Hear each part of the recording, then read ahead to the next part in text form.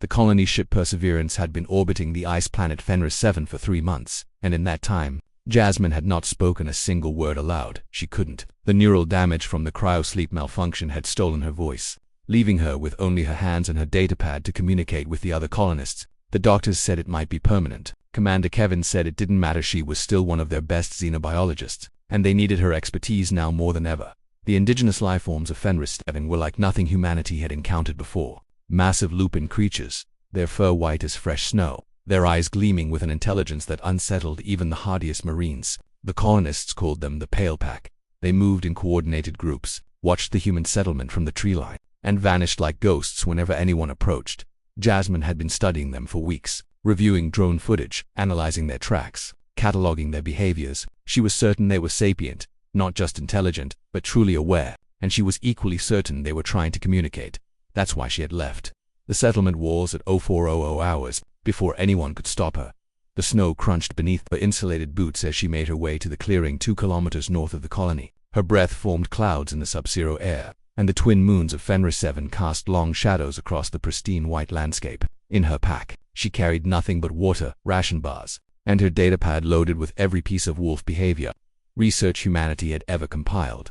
The clearing was perfect, a wide expanse of untouched snow, surrounded by the dark sentinels of the native evergreens. Jasmine knelt in the center and began to work. With gloved hands, she smoothed the snow, then began to draw. Not with words, the wolves wouldn't understand human language, but with symbols, universal warnings, danger markers that any intelligent species might recognize.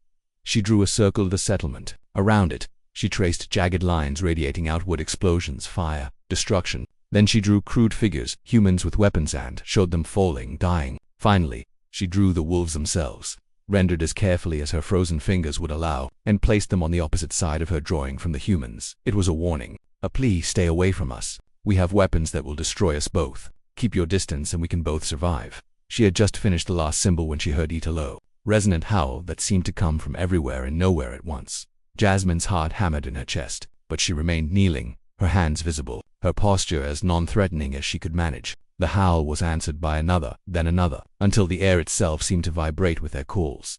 They emerged from the tree line as dawn began to break over the horizon. 30 of them, maybe more, the largest specimens she had ever seen, each one easily massing 200 kilograms of muscle and fur and fang. They moved with eerie synchronization, forming a perfect circle around her, their breath steaming in the frigid air. Jasmine didn't move, couldn't move, even if she'd wanted to. Her scientific mind catalogued details even as primal fear flooded her system, the way their eyes tracked her every breath, the slight tilting of their heads as they studied her drawing in the snow, the complete absence of aggressive posturing. They weren't attacking, they were reading. The largest wolf, a magnificent creature with scars crisscrossing its muzzle, stepped forward. It lowered its massive head to examine Jasmine's symbols, then looked directly at her with eyes that glowed amber in the dawn light. For a long moment, human and alien regarded each other in perfect silence. Then the scarred wolf did something that made Jasmine's breath catch in her throat. It raised one massive paw and deliberately, carefully, began to draw in the snow beside her symbols. The other wolves watched intently as their leader worked. It drew a circle but larger than Jasmine's settlement circle. Around it, the wolf traced multiple smaller circles, other packs, perhaps, or other territories. Then it drew a symbol that made Jasmine's blood run cold. Ships crude, but unmistakable. Dozens of them, descending from above. The Perseverance. Something else. Something coming. The wolf drew the ship's landing, drew figures emerging, but these figures were all wrong, their proportions alien even to Jasmine's alien eyes. And then the wolf showed what happened next. The small circles, the wolf territories disappearing, one by one eradicated. The message was clear: we are not your enemy, but something worse is coming, something that will destroy us both. Jasmine's hands trembled as she pulled out her datapad. Her fingers flew across the screen, typing frantically. She turned it toward the wolves, displaying the question she couldn't voice. When the scarred wolf studied the device, then used its paw to draw in the snow again. It created marks. Jasmine counted them, her heart sinking with each one. 30 days, maybe less. The wolf looked at her again, and Jasmine saw something in those ancient eyes that transcended species: desperation, determination, and hope. It stepped back, and the circle of wolves began to dissolve, melting back into the forest as silently as they had come. But the scarred leader paused at the tree. It looked back at Jasmine one final time, then raised its muzzle and released a howl that echoed across the frozen landscape, a sound that was equal parts warning and invitation. Jasmine stood on shaking legs, staring at the message written in the snow. 2 species, separated by biology and language and evolution, facing a threat neither had anticipated.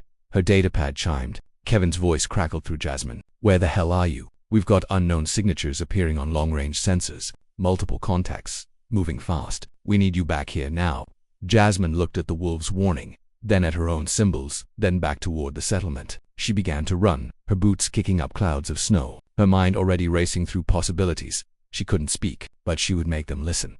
Humanity wasn't alone on Fenris 7, and if the wolves were right, that was the only thing that might save them both.